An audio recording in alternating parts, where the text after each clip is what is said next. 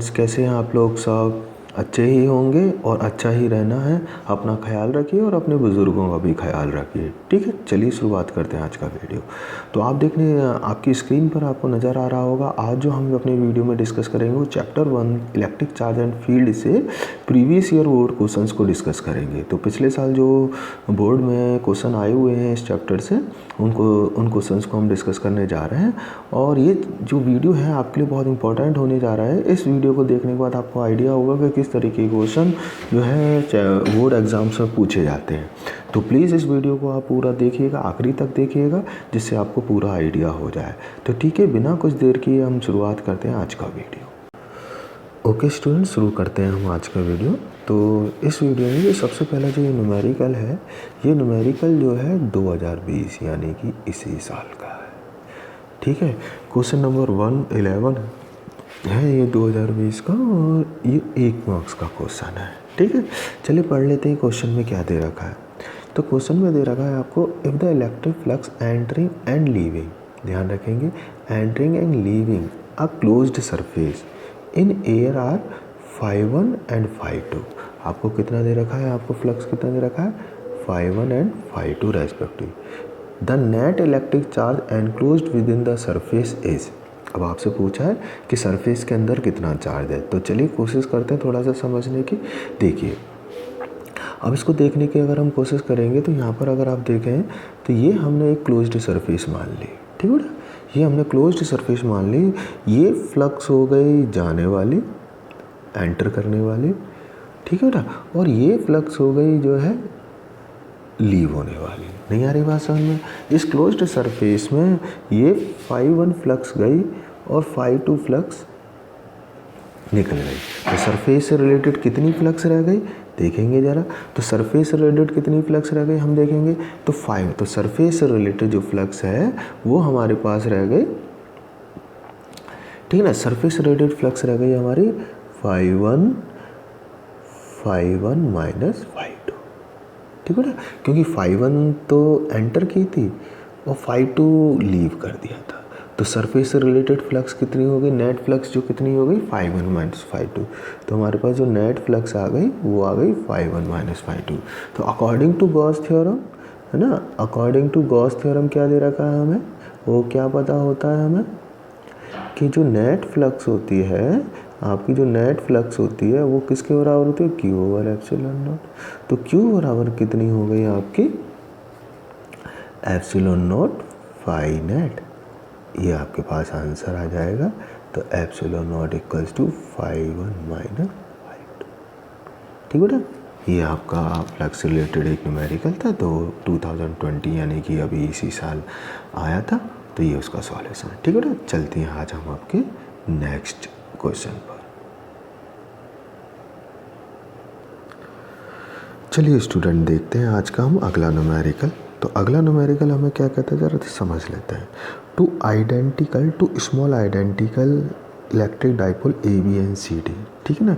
दो आपको डाइपोल दे रखे हैं, एक डाइपोल दे रखा है ए बी और एक दे रखा है सी डी, और दोनों आइडेंटिकल बोल रहे हैं तो दोनों का डाइपोल मोमेंट सेम होगा, ठीक है ना। इसका भी जो डाइपोल मोमेंट पी होगा और दूसरे वाले का ही, तो डाइपोल मोमेंट जो होगा दोनों का वो सेम होगा, ठीक है बेटा।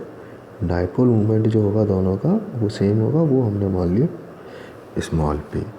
Are kept at an angle of 120 degree, दोनों जो है 120 डिग्री एंगल पर है each other in an external electric field. एक एक्सटर्नल इलेक्ट्रिक फील्ड है E, जिसकी की डायरेक्शन क्या दे रखी है, एक्स एक्सिस के along as shown in figure. तो फिगर में हम देखते हैं क्या दे रखा है हमें, अब फिगर पे आ जाता है, ठीक है। ये फिगर में दे रखा है। तो दो आपको डाइपोल दे रखे हैं, ए बी डाइपोल है और सी डी डाइपोल है, ठीक है ना। ये दो आपको डाइपोल दे रखे हैं और इनके बीच का जो एंगल दे रखा है वो 120 डिग्री दे रखा है। दोनों डाइपोल के बीच का एंगल कितना दे रखा है, 120। और आपको एक इलेक्ट्रिक फील्ड दे रखी है जो कि एक्स एक्सिस के अलोंग है। नहीं आई बात समझ, क्वेश्चन समझ में आ गया कि क्या दे रखा है। दो dipole A and dipole D, ठीक है ना। दो डाइपोल आपको दे रखे हैं, दोनों डाइपोल के बीच का एंगल 120 डिग्री दे रखा है। इलेक्ट्रिक फील्ड की डायरेक्शन दे रही है एक्स एक्सिस के अलोंग, ठीक है ना। क्वेश्चन समझ में आ गया होगा आपको। चलो आगे बढ़ते हैं अब। पूछा क्या गया वो हम देखते हैं। हमसे पूछा गया है कि आप जो हमें अरेंजमेंट दे रखा है उसका डाइपोल निकालो। हमें डाइपोल मूवमेंट निकालना है अरेंजमेंट का। फिर क्या निकालना है, फिर हमें निकालना है magnitude and direction of the net torque on it. क्योंकि जब भी कोई डाइपोल होता है, अगर उसको एक्सटर्नल इलेक्ट्रिक फील्ड में रखते हैं तो उस पर टॉर्क अप्लाई होता है, ठीक है। वो टॉर्क हमें निकालना है। चलिए देखते हैं कैसे निकल कर आएगा। अपना जो एरिया है वो बढ़ा लेते हैं, डायग्राम हमें ले लेते हैं, चलिए देखते हैं। तो ये आपके सामने फिगर है। तो हमें दे रखा है क्लियरली जो दो डाइपोल दे रखे हैं, डाइपोल ए, ठीक है ना, डाइपोल ए और डाइपोल डी, दो डाइपोल दे रखे हैं और दोनों का जो डाइपोल मूवमेंट है वो सेम है, ठीक है ना। डाइपोल मूवमेंट जो है दोनों का वो सेम है। डाइपोल मूवमेंट दोनों का हमने मान लिया पी है, ठीक है। तो पहले डायरेक्शन की बात कर लेते हैं। जो डाइपोल ए है उसकी डायरेक्शन ये है, ठीक है ना। क्यों? डाइपोल मूवमेंट की जो डायरेक्शन होती है वो हमेशा नेगेटिव चार्ज से पॉजिटिव चार्ज की तरफ होती है। नहीं आई बात समझ में, ठीक है। तो और जो डाइपोल डी दे रखा है उसकी जो डायरेक्शन है ये है। नहीं आई बात समझ में, ठीक है ना। तो ये आपको दो डाइपोल दे रखे हैं, दोनों डाइपोल। और आपको पता है कि जो डाइपोल मूवमेंट है एक वेक्टर क्वांटिटी होती है। तो ये ना जो इसको हम सॉल्व करेंगे, इसको हमको सॉल्व करना होगा वेक्टर के तरीके से। तो अब हम ये मान सकते हैं कि हमें दो वेक्टर दे रखे हैं, एक वेक्टर ये है और एक वेक्टर ये है। तो पहले इसका रिजल्टेंट निकालना पड़ेगा हमें, ठीक है। इसका रिजल्टेंट निकालना पड़ेगा। तो मान लिया जो रिजल्टेंट है वो पी आर है। क्या है वो? पी आर है। तो रिजल्टेंट निकालने का फॉर्मूला जो क्लास 11 में पढ़ा था वही आएगा।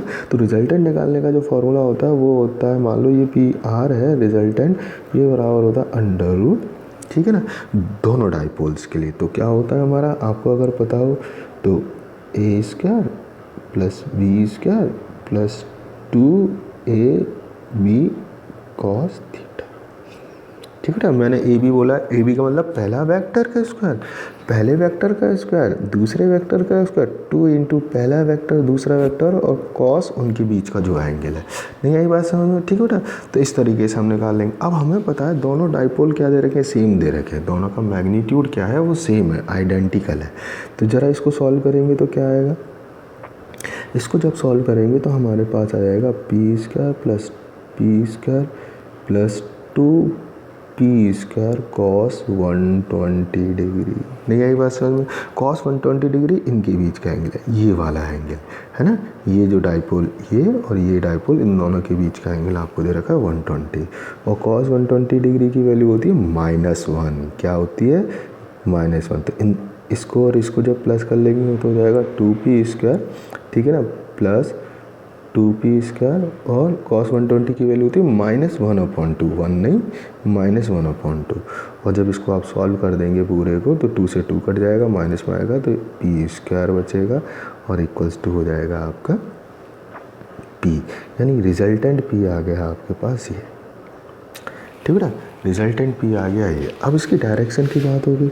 तो डायरेक्शन निकालने के लिए आपको क्लियरली पता है कि डायरेक्शन निकालने के लिए थीटा क्या होता है आपका, ठीक है। थीटा अगर हमें निकालना होता है, सॉरी हम दोनों जो डायरेक्शन मानते मान लो रिजल्टेंट निकालना है उसका एंगल है अल्फ़ा, ठीक है ना। अल्फ़ा रिजल्टेंट जो है अल्फ़ा। अब अल्फ़ा क्या होगा, ये वाला एंगल है, ये देखें ये वाला एंगल है अल्फ़ा, ठीक है बेटा। ये एंगल आपको अल्फ़ा, ये एंगल निकल कर आएगा। तो अल्फ़ा क्या निकल कर आता था, ठीक है, p sine theta upon p plus p cos theta. इसको सॉल्व करेंगे साइन थीटा की वैल्यू, ठीक है। तो अल्फ़ा निकल कर आएगा, सॉल्व कर लेंगे इसको, p sine 120 upon p plus p cos 120 degree. नहीं आई बात समझ में, ये निकल कर आ जाएगा p प्लस p। तो अल्फ़ा अगर हम यहाँ पे देख लें हम तो अल्फ़ा इक्वल्स टू आ जाएगा, p साइन 20 की वैल्यू होती है √3/2। तो ये p √3/2 upon p plus cos 120 degree की वैल्यू अभी हमने देख ली है क्या आएगी, ठीक है। तो वो हो जाएगी माइनस के 1/2 हो जाएगा -p/2, ठीक है बेटा। ये tan अल्फ़ा के बराबर होता है, tan अल्फ़ा। तो इसको जब सॉल्व कर देंगे हम तो ये हो जाएगा 1/2 बचेगा, 2 से 2 बचेगा √3 आएगा, सॉल्व होके बचेगा √3। और √3 जो वैल्यू होती है 10 में वो होती है 60 डिग्री की, तो अल्फ़ा इक्वल्स टू हो जाएगा 60 डिग्री। ठीक है बेटा, √3 जो वैल्यू होती है वो किसकी होती है, 60 डिग्री की होती है। ठीक है बेटा, चलिए ठीक है। तो हमारे पास जो रिजल्टेंट आया था उसकी वैल्यू आ गई 30 डिग्री, सॉरी है ना, कितनी आ गई हमारे पास 60 डिग्री। ठीक है, 60 डिग्री वैल्यू आ गई हमारे पास। ठीक है, तो अब हमें निकालना है, तो ये तो हमारे पास आ गया क्या, जो रिजल्टेंट होगा, रिजल्टेंट जो डाइपोल मोमेंट हुआ वो तो P के बराबर आ गया, सॉल्व होगा। ठीक है, और जो एंगल आ गया रिजल्टेंट का किसी भी एक से, वो आ गया अल्फ़ा इक्वल्स टू आ गया 60 डिग्री। लेकिन इस क्वेश्चन में अगला हमें निकालना है टॉर्क। क्या निकालना है, टॉर्क। ठीक है बेटा, और टॉर्क का फॉर्मूला होता है टाउ इक्वल्स टू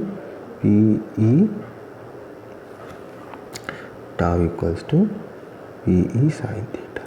लेकिन इसमें साइन थीटा होता क्या है, P और E जो थीटा होता है P और E के बीच का एंगल होता है। अब इसमें देख ले P और E के बीच का एंगल क्या होगा, ये देखें बेटा, ये ना, ये जो P और E के बीच में, ये तो P आ गया अब आपका PR जो है रिजल्टेंट, और ये जो है इलेक्ट्रिक फील्ड हो गई, तो इनके बीच का ये जो एंगल बचेगा ये 30 डिग्री बचेगा।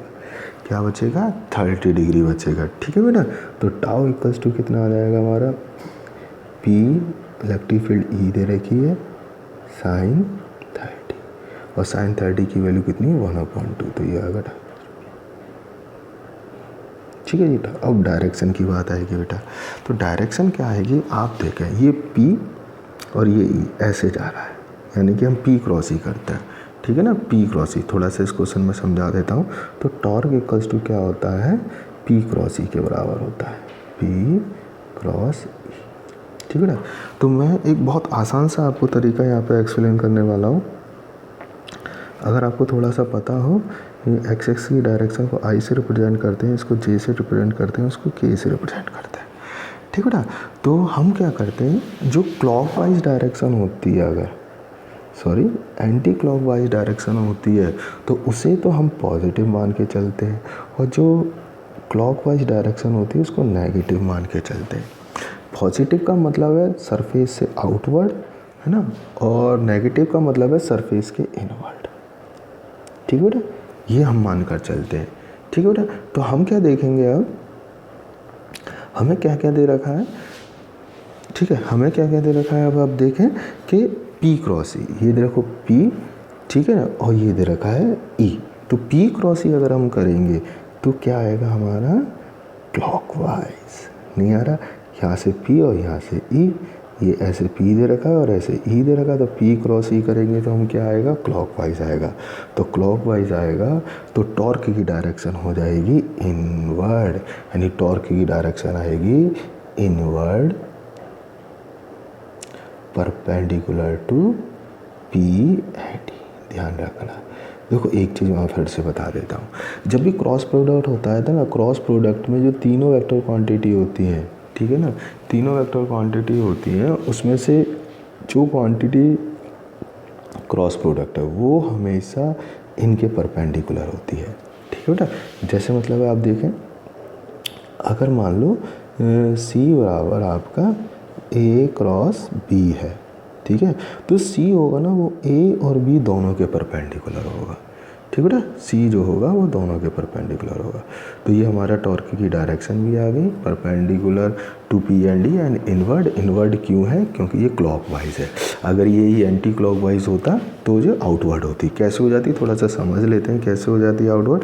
मान लो इलेक्ट्रिक फील्ड की डायरेक्शन ये ना देखे, ये दे रखी होती है ना, वाई एक्सिस के अलावा अगर इलेक्ट्रिक फील्ड की डायरेक्शन दे रखी होती तो क्या होता, P और E एंटी क्लॉकवाइज हो जाता है। नहीं हो जाता बेटा, है ना, P से E की तरफ जाते तो एंटी क्लॉकवाइज हो जाता, लेकिन अभी हमें ऐसा नहीं हो रहा, तो एंटी क्लॉकवाइज होता तो आउटवर्ड आता टॉर्क। ठीक है बेटा, तो ये था क्वेश्चन। अब चलिए नेक्स्ट क्वेश्चन को देखते हैं।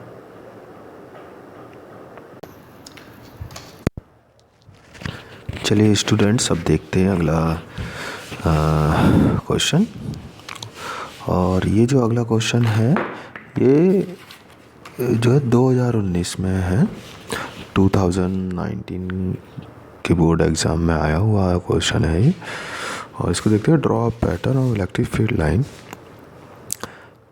When a point charge minus Q is kept, है ना, point charge minus Q is kept near an uncharged conducting plate. ठीक है बेटा, देखते हैं क्या होगा।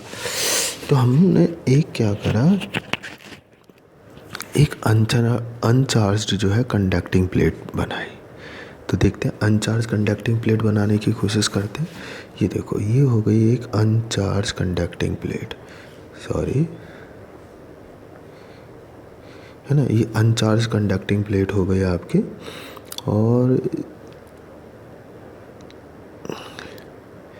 ठीक है, फिर हमने क्या करा, फिर हमने जो है एक चार्ज रख दिया माइनस क्यू। हमने क्या रखा, यहाँ पर एक चार्ज रखा माइनस क्यू। ठीक है, ये बेटा माइनस क्यू चार्ज हो गया, ये आपका माइनस क्यू चार्ज है। और ठीक है बेटा, ये माइनस क्यू चार्ज हो गया। अब इस माइनस क्यू चार्ज की वजह से क्या होगा, इस पर ना, इस प्लेट पर, इस कंडक्टिंग प्लेट पर पॉजिटिव चार्ज इंड्यूस्ड होना शुरू हो जाएगा। क्या होगा, इस माइनस क्यू चार्ज की वजह से इस पर पॉजिटिव चार्ज इंड्यूस्ड होना शुरू हो जाएगा।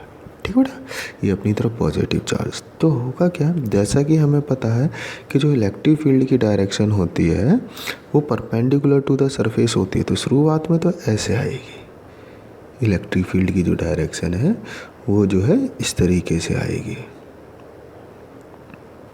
ठीक है बेटा, ऐसे ही इलेक्ट्रिक फील्ड की डायरेक्शन आएगी। फिर क्या होगा मैं आगे बताऊंगा। ठीक है ना, और क्योंकि ये पॉजिटिव चार्ज है, उसके बाद क्या होगा, लेकिन फिर ये इस चार्ज की तरफ जाएगी, ऐसे ऐसे ऐसे ऐसे ऐसे और ऐसे। क्योंकि ये नेगेटिव क्यू चार्ज था, इस पर पॉजिटिव चार्ज आया है, तो इलेक्ट्रिक फील्ड हमेशा पॉजिटिव से नेगेटिव की तरफ रहती है, तो इस तरफ इलेक्ट्रिक फील्ड की डायरेक्शन रहेगी। ठीक है बेटा, ये इलेक्ट्रिक, तो ये इसका डायग्राम बनेगा। और इस तरीके से ये 1 नंबर में आया था 2019 में। ठीक है, पहला ही क्वेश्चन था 2019 का। चलिए देखते हैं अपना अगला क्वेश्चन। सो स्टूडेंट, शुरू करते हैं हम आज का अगला न्यूमेरिकल। तो ये जो आपको दिख रहा है, ये जो है, ये हम इस न्यूमेरिकल के बारे में डिस्कस करेंगे। तो पढ़ते हैं क्या है। 5 point charges each of charge plus Q. कितना दे रखा है, सारे के सारे पॉइंट चार्ज जो है प्लस क्यू है। ठीक है, आप placed on 5 vertices of a regular hexagon. Yes, regular hexagon means 6 sides. ठीक है ना, रेगुलर हेक्सागन मीन्स 6 साइड्स है उसकी, 6 इक्वल साइड्स। ठीक है बेटा, ऑफ साइड एल उनके। Find the magnitude and the resultant force, find the magnitude resultant force on a charge minus Q. अब minus Q placed at the centre of the hexagon. ठीक है ना, minus Q charge को hexagon के centre पर रखते हैं। नहीं आई बात समझ, चलिए करते हैं। तो देखते हैं हमारे पास ये जो आ गया रेगुलर हेक्सागन आ गया बेटा। ठीक है ना, ये रेगुलर हेक्सागन है, मैंने काफ़ी अच्छा बना दिया इसको। ठीक है, तो अब इस रेगुलर हेक्सागन में क्या हो रहा है कि हम देखेंगे कि इस रेगुलर हेक्सागन में चार्ज कहाँ पर रखा गया है, पॉजिटिव चार्ज और negative charge. Plus Q charge इधर इधर, यानी कि 5 वर्टिसेस पे जो है प्लस क्यू चार्ज रख दिया गया है। ठीक है ना, 5, एक खाली है अभी, एक पर कोई, उसकी एक जो वर्टिसेस है वो खाली है। ठीक है ना, इस पर कोई चार्ज नहीं रखा गया है। ठीक है बेटा, आ रही बात समझ में। उसके बाद माइनस क्यू चार्ज जो है सेंटर पर रखा गया है। सेंटर पर क्या रख दिया गया है, माइनस क्यू चार्ज। ठीक है बेटा, तो होगा क्या, जो चार्ज अपोजिट्स हैं और इक्वल हैं, जैसे हम देखें ये चार्ज और ये चार्ज इक्वल एंड अपोजिट है, सेम डिस्टेंस पर है, सेम चार्ज है। ठीक है बेटा, और ये चार्ज और ये चार्ज, ठीक है बेटा, इक्वल एंड अपोजिट है, सेम डिस्टेंस पे है। तो ये चार्ज जितना फोर्स लगा रहा होगा माइनस क्यू पर, और ये चार्ज जितना फोर्स लगा रहा होगा माइनस क्यू, वो दोनों एक दूसरे को कैंसिल कर देंगे। ठीक है बेटा, उसी तरीके से ये चार्ज और ये चार्ज जो है फोर्स माइनस क्यू चार्ज पर एक दूसरे को कैंसिल कर देंगे। तो बचेगा कौन सा चार्ज, केवल ये चार्ज बचेगा। नहीं आ रही बात समझ में, केवल प्लस क्यू चार्ज ये वाला बचेगा, बाकी जो है कैंसिल हो जाएंगे। केवल इस प्लस क्यू चार्ज की वजह से फोर्स लगेगा माइनस क्यू पर। तो चलो अब सॉल्व कर लेते हैं।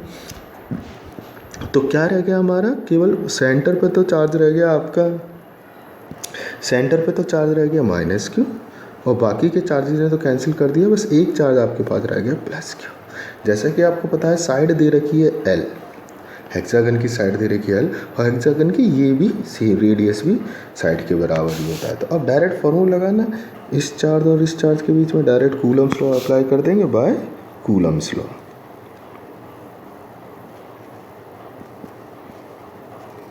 ठीक है ना। तो कूलम्स लॉ के अकॉर्डिंग क्या हो जाएगा हमारा कि फोर्स जो लगेगा, फोर्स ऑन माइनस क्यू, ठीक है ना, फोर्स ऑन माइनस क्यू, अगर इसको मैं इस सेंटर को O मान लेता हूँ, इस पॉइंट को P मान लेता हूँ, तो force on minus Q equals to क्या लगेगा, इक्वल्स टू होगा 1/4πε0 Q1 Q2, यानी कि डिस्चार्ज और डिस्चार्ज का प्रोडक्ट Q स्क्वायर बाई ये वाली distance L upon L square. ठीक है, नहीं आएगा सर, तो ये आंसर आ जाएगा, फोर्स आ जाएगा equals to 1/4πε0 Q square by L square. Along क्यों आएगा, क्योंकि ये फोर्स ऑफ अट्रैक्शन होगा, तो P4 जो है, तो एलोंग क्या आएगा, OP प्लस Q चार्ज इसको अपनी तरफ अट्रैक्ट करेगा, तो जो आएगा एलोंग OP। नहीं आई बात समझ में? ठीक है बेटा, चलिए देखते हैं अगला न्यूमेरिकल। चलो स्टूडेंट शुरू करते हैं आज का नेक्स्ट न्यूमेरिकल। नेक्स्ट न्यूमेरिकल ये आपके सामने है, इस न्यूमेरिकल के बारे में बात करेंगे। इसका फिगर आपको इधर साइड में दे रखा है, मैं अभी एक्सप्लेन करूँगा। चलो स्टार्ट करते हैं न्यूमेरिकल को पढ़ना। क्या दे रखा है, हाँ दे रखा है, a simple pendulum consist of small sphere of mass m। ठीक है ना, ये स्फीयर है मास m का, ठीक है, suspended bye a thread of length l, ये थ्रेड हो गई, ठीक है, इसकी लेंथ l दे रखी है। The sphere carries a positive charge q, इसमें जो है पॉजिटिव चार्ज q है प्लस q, ठीक है ना। The pendulum is placed in a uniform electric field of strength E directed vertically downward.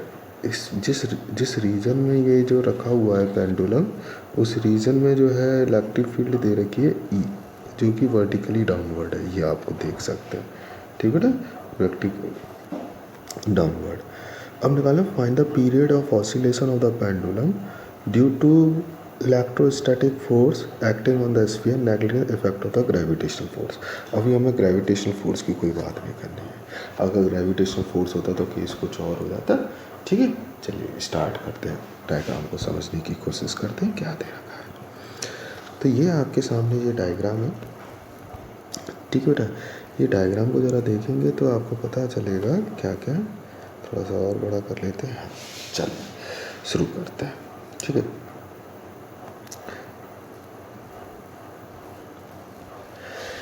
ठीक है, तो ये जो मास दे रखा है m, इसका मास है m, है ना, इसका मास m दे रखा है, ठीक है, वो हम बाद में बात करेंगे, इसकी ज़रूरत है। हमने माना किसी इंस्टेंट पर हमारा पेंडुलम यहाँ पर था, ठीक है बेटा, तो यहाँ पर था, और हमें पता है इसको जो चार्ज दे रखा है पॉजिटिव चार्ज दे रखा है, और पॉजिटिव चार्ज के अगर किसी इलेक्ट्रिक फील्ड में होता है तो उस पर जो फोर्स लगता है वो इलेक्ट्रिक फील्ड की डायरेक्शन में ही लगता है। यही बस हमें कभी भी कोई पॉजिटिव चार्ज है अगर वो इलेक्ट्रिक फील्ड में है तो उस पर जो फोर्स लगेगा वो इलेक्ट्रिक फील्ड की डायरेक्शन में ही लगेगा। नहीं यही बस है, तो हम देखते हैं कि क्या क्या हमारे पास है, ठीक है। तो ये जो चार्ज इस समय यहाँ पर था, इस स्टेट पर था, और उस पर ये फोर्स लग रहा है QE। इस QE के दो कंपोनेंट होंगे, ठीक है। मान लिए इस पॉइंट पर जब हम लेकर आए पेंडुलम को डिस्प्लेस करके, ये एंगल फाई बना हुआ है, ठीक है ना, ये एंगल आपको फाई दे रखा है, ठीक है। अब इसके दो कंपोनेंट होंगे, ठीक है, एक अगर ये एंगल फाई है तो ये भी एंगल फाई होगा, ध्यान रखना, ये एंगल फाई है तो ये एंगल भी फाई होगा, ठीक है बेटा। अच्छा, तो इस Q के दो कंपोनेंट होंगे, एक कंपोनेंट तो ये हो जाएगा QE cos फाई, और दूसरा इसके परपेंडिकुलर कंपोनेंट हो जाएगा ये QE sin फाई, ठीक है ना। ये जो QE cos फाई है, ये जो QE cos फाई है, ये जो थ्रेड में टेंशन होगी T उसको बैलेंस कर देगा, तो वहाँ से ये कैंसिल हो जाएगा। तो Q E cos five will balance the tension T, ठीक है ना। तो हम लिख सकते हैं, तो यहाँ पर जो क्यू ई कॉस फाइव होगा, Q E cos five will balance the tension in thread, ठीक है ना, थ्रेड में टेंशन को बैलेंस कर देगा। तो अब हमारे पास कौन सा फोर्स बचता है, केवल ये फोर्स बचता है, Q E sine five, Q E sine five. ये कैसे एक्ट करेगा आप देखेंगे, क्यू ई साइन फाइव की जो डायरेक्शन है वो मीन पोजीशन की तरफ है, ठीक है बेटा। क्यू ई साइन फाइव की जो डायरेक्शन है वो मीन पोजीशन की तरफ है। तो ये जो क्यू ई साइन फाइव है वो एक रेस्टोरिंग फोर्स की तरह बिहेव करेगा ना। Q E sine five behaves like restoring force, ठीक है बेटा। क्यू ई साइन फाइव जो है रेस्टोरिंग फोर्स की तरह बिहेव करेगा, ठीक है। इतना आप लिख लीजिएगा, फिर आगे ये सब खत्म हो जाएगा, दोबारा से लिखना पड़ेगा मेरे को, ठीक है। तो हमें पता चल गया क्यू ई साइन फाइव एक रेस्टोरिंग फोर्स की तरह बिहेव कर रहा है। अगर हम लास्ट क्लास आपने अगर पढ़ी होगी तो आपको पता होता है जो रेस्टोरिंग फोर्स होता है, जो अगर सिंपल एस एच एम पढ़ा है, एस एच एम के अगर हम अकॉर्डिंग करेंगे, एस एच एम के अकॉर्डिंग करें, ठीक है, जो सिंपल पेंडुलम होता है वो हमेशा एस एच एम में होता है। तो एस एच एम के अकॉर्डिंग पढ़ें, जो रेस्टोरिंग फोर्स होता है, रेस्टोरिंग फोर्स जो होता है वो किसके बराबर होता है, के एक्स के, ठीक है बेटा। ये के एक्स के बराबर होता है रेस्टोरिंग फोर्स हमेशा, ठीक है बेटा। तो यहाँ पर हमारा क्या आ गया है अकॉर्डिंग टू, तो हमारा जो रेस्टोरिंग फोर्स अभी हमने पीछे देखा, तो रेस्टोरिंग फोर्स किसके बराबर था, क्यू ई साइन फाइव के। ये क्यू ई साइन फाइव तो हमें रेस्टोरिंग फोर्स प्रोवाइड करा रहा है। तो क्या कंडीशन बन गई हमारे पास कि K X equals to Q E sine five, ठीक है ना, क्यू ई साइन फाइव बन गया। बट एक चीज़ आपको लिखनी होगी, इफ़ फाइव इज स्मॉल, ठीक है ना, फाइव अगर स्मॉल होता है तो साइन फाइव किसके बराबर हो जाएगा, फाइव के। ये कंडीशन होती है। अगर एंगल छोटा है तो साइन थीटा थीटा के बराबर होता है, ठीक है। तो अगर हम यहाँ पे देखें, फाइव इक्वल्स टू क्या आ जाएगा, angle equals to arc upon radius. ये डिस्टेंस आर्क हो गई, ठीक है, जो कि एक्स डिस्प्लेसमेंट था हमारा, ये जो एक्स था ये वही डिस्प्लेसमेंट है, ठीक है। और ये तो एंगल इक्वल्स टू क्या हो जाएगा, आर्क अपॉन रेडियस, ठीक है ना। Angle equals to R upon radius. तो फाइव इक्वल्स टू क्या हो जाएगा, एक्स ओवर एल। बस अब कुछ नहीं करना है, वैल्यू पुट करनी है, ठीक है। इसको भी आप उतार लीजिएगा। तो हमारे पास क्या क्या आ गया, ठीक है, हमारे पास क्या क्या आ गया, हमारे पास आ गया K X equals to Q E sine five, ठीक है, और K X equals to Q E five, क्यों, फाइव अगर स्मॉल है। फाइव की वैल्यू हमारे पास आ गई, पीछे आप देख सकते हैं, अभी बता दिया मैंने कि फाइव की वैल्यू क्या आई होगी। तो फाइव की वैल्यू आ गई हमारी एक्स ओवर एल, ठीक है बेटा, एक्स ओवर एल आ गई, ठीक है। अब वैल्यू पुट करनी है केवल, तो के एक्स इक्वल्स टू हो जाएगा Q E x over L. तो यहाँ से हमारे पास के की वैल्यू आ गई, के इक्वल्स टू होगा क्यू ई ओवर एल, ठीक है बेटा। ये हमारे पास क्यू ई ओवर एल आ गया। अगर आपको याद हो, या आपको याद रखना पड़ेगा इस तरीके के न्यूमेरिकल में, तो जो टाइम पीरियड होता था वो 2 पाई रूट एम ओवर के होता था, ठीक है ना। टाइम पीरियड जो है किसके बराबर होता है, 2 पाई रूट एम ओवर के।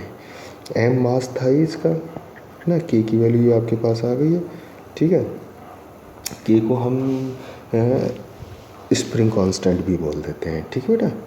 तो 2 पाई रूट, ठीक है, एम है हमारे पास, और के की वैल्यू क्या आ गई, क्यू ई ओवर सॉल्व करेंगे हम, ठीक है बेटा। सॉल्व करेंगे तो टी इक्वल्स टू कितना आ जाएगा, टी इक्वल्स टू आएगा 2 पाई रूट एम एल और क्यू। बहुत इंपॉर्टेंट क्वेश्चन है, अक्सर एग्जाम में आता है आपके, ठीक है बेटा। आई होप आपको समझ में आया होगा। चलिए बढ़ते हैं आज के अगले न्यूमेरिकल की तरफ। सो स्टूडेंट, शुरू करते हैं आज के हमारे आखिरी दो न्यूमेरिकल। तो ये न्यूमेरिकल जो है 2019 में आया हुआ है, ठीक है बेटा, 2019 में। और ये जो है 1 मार्क्स का क्वेश्चन है, ठीक है ना। आप देख सकते हैं फोर्थ क्वेश्चन की बात हो रही है ये। तो फोर्थ क्वेश्चन जो है 1 मार्क्स का है। तो पढ़ते हैं क्या दे रखा। 2 identical conducting balls A and B have charge -q and +3q respectively. दो कंडक्टिंग सेल दे रखे हैं और उनका जो चार्ज है -q और +3q है। They are brought in contact with each other and separated by a distance d apart, ठीक है ना। Find the nature of the Coulomb's force. केवल कूलम्स फोर्स का नेचर निकालना है कि कैसा नेचर होगा, ठीक है। तो चलिए देखते हैं क्या होता है कूलम्स फोर्स का नेचर। तो ड्रॉ करने की कोशिश करते हैं। ये हमारे पास मान लो ये दो कंडक्टिंग स्फीयर है। एक ये स्फीयर हो गया, ठीक है बेटा, और एक दूसरा और स्फीयर है बिल्कुल इसी के जैसा, है ना। एक ये स्फीयर हो गया, ठीक है ना। दोनों को हमने दोनों जो है एक दूसरे से टच है, ठीक है बेटा। ये दो स्फीयर हो गए जो दोनों एक दूसरे से टच है। एक पे चार्ज कितना है, एक पे चार्ज है -q, ठीक है बेटा। एक पे चार्ज जो है -q दे रखा है, ठीक है। और दूसरे पे चार्ज कितना है +3q। दूसरे पे चार्ज कितना है +3q, ठीक है बेटा। चलो ये दूसरे पे चार्ज हो गया +3q। तो दोनों टच में है। दोनों कैसी सेल है, दोनों सेल है कंडक्टिंग सेल। दोनों कैसी सेल है, कंडक्टिंग सेल है, याद रखेंगे। कंडक्टिंग सेल या स्फीयर, ठीक है, जो भी है बॉल, ठीक है, दोनों का। तो जैसे जब ये टच में आएंगे तो ये दोनों चार्ज डिस्ट्रीब्यूट हो जाएंगे। ये मान लो अगर A है, ये B है, तो ये जो -q और +3q चार्ज डिस्ट्रीब्यूट हो जाएंगे पूरे पे। ये -q +q पूरे पे। तो टोटल पे कितना चार्ज आ गया, हम देखें तो टोटल चार्ज कितना हो गया। टोटल चार्ज हो गया -q और +3q। तो ये हो गया +2q। नहीं आई बस में, क्या चार्ज हो गया +2q, इतने तो 2। तो जब इसको दो +2q हो गया तो दोनों पे कितना, जब दोनों इक्वल हैं, आइडेंटिकल आपको दे रखा है, ये यहाँ पे क्लियरली दे रखा है आइडेंटिकल है, तो ये दोनों पे जो चार्ज कितना डिस्ट्रीब्यूट हो जाएगा, हाफ हाफ। तो इस पर भी q चार्ज आ जाएगा। तो जब इनको हम सेपरेट कर देंगे, ठीक है ना, तो दोनों पे क्या क्या चार्ज आ गया, q चार्ज आ गया, उस पर भी q चार्ज आ गया। तो दोनों को जब सेपरेट कर देंगे तो दोनों पे चार्ज कैसा आ जाएगा, ठीक है। इन दोनों को अब हमने सेपरेट कर दिया, ठीक है बेटा। ये दोनों सेपरेट हो गए। अब इस पे भी चार्ज +q आ गया, ठीक है बेटा, और इस पे भी चार्ज +q आ गया, ठीक है। दोनों पे चार्ज क्या आ गया, +q आ गया। अब दोनों पे चार्ज +q आ गया। अब आप बता सकते हैं क्लियरली नेचर कैसा होगा। तो दोनों के बीच में जो फोर्स लगेगा वो आप क्लियरली बता सकते हैं कि क्या होगा, ठीक है। अब दोनों के बीच में फोर्स लगेगा, ठीक है।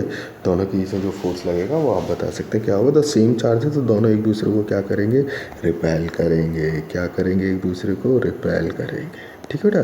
तो इनका जो नेचर हो जाएगा कैसा हो जाएगा, रिपेल का हो जाएगा। निकाल भी सकते हैं दोनों किस फोर्स से रिपेल करेंगे, अगर पूछा तो नहीं है लेकिन निकाल भी सकते हैं। तो 1/4πε0 दोनों के बीच की डिस्टेंस में दे रखी d अपार्ट। ये जो है d डिस्टेंस पे दूर चले गए तो कितना हो जाएगा,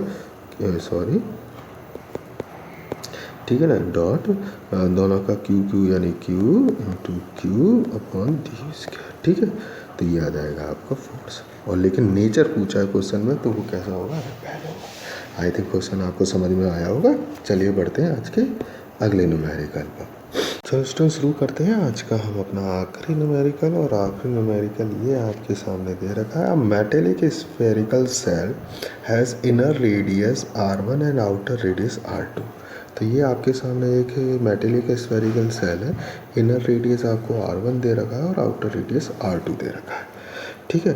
अ charge q is placed at the centre of the cell. ये आपके सामने आ गया, चार्ज q जो है सेंटर ऑफ द सेल रख दिया गया है, ठीक है बेटा।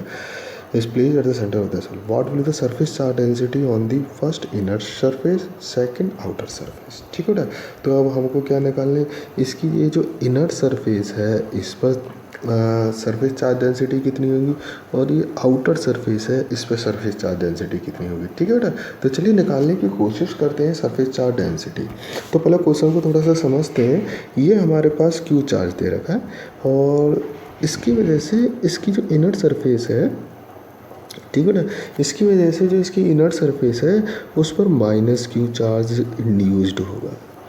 ठीक है बेटा, माइनस क्यू चार्ज इंड्यूस्ड होगा, जिसकी वजह से क्या होगा, इसकी इस वाली सरफेस पर प्लस क्यू चार्ज होगा, फिर अगेन इस वाली सरफेस पर माइनस क्यू चार्ज होगा, वापस अगेन आउटर सरफेस पर प्लस क्यू चार्ज होगा इंड्यूस्ड होगा। देखो इस क्वेश्चन को समझ लेना, सेंटर पर प्लस क्यू चार्ज था, जिसकी वजह से स्फेरिकल सेल की जो इनर सरफेस है उस पर माइनस क्यू चार्ज आ गया, और उसकी आउटर सरफेस है उस पर प्लस क्यू चार्ज आ गया।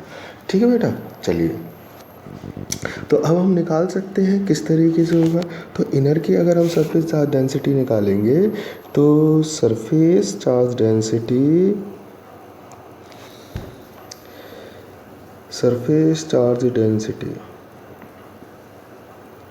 ठीक है, अंदर वाले की हम सिग्मा 1 मान लेते हैं, बाहर वाले की सिग्मा 2 मान लेते हैं।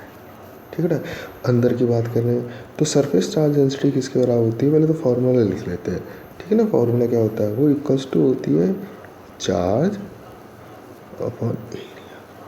ठीक है ना, क्या होती है, चार्ज अपॉन एरिया। अब इनर की बात करते हैं, इनर की सरफेस चार्ज डेंसिटी कितनी है, सिग्मा 1, है ना। चार्ज कितना है इनर सरफेस पर, माइनस क्यू।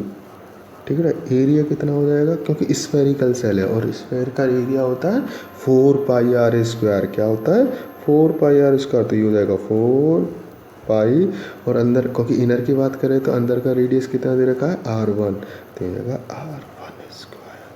ठीक है, ये इसी तरीके से अगर आउटर की बात करेंगे, आउटर की सरफेस डेंसिटी हमने सिग्मा 2 मानी है, तो इसका मतलब इस आउटर पे जो है चार्ज कितना, प्लस क्यू। ठीक है ना, और उसके आउटर की सरफेस एरिया कितना हो जाएगा, 4π, आउटर रेडियस दे रखा है r2। तो ये आपके सामने आ गई सरफेस चार्ज डेंसिटी। तो ये थे कुछ बोर्ड के क्वेश्चंस जो कि लास्ट ईयर आ चुके हैं प्रीवियस ईयर में। ठीक है, काफ़ी सारे न्यूमेरिकल्स जो है इस पर डिस्कस नहीं हो सकते, लेकिन आपने अगर सारे वीडियोस देखे हैं मेरे, तो आपको मोस्ट ऑफ द क्वेश्चंस आप सॉल्व कर पाएंगे जो भी आपके बुक्स में होंगे। इसके बावजूद भी अगर आपका कोई क्वेश्चन है जो आप पूछना चाहते हैं, तो वो आप मेरे को कमेंट बॉक्स में डाल दें, मैं आपका उस क्वेश्चन के लिए वीडियो बनाकर ज़रूर सेंड करूँगा। ठीक है, तब तक के लिए आप लोग सब अपना ख्याल रखिए, खुश रहिए। Thank you very much.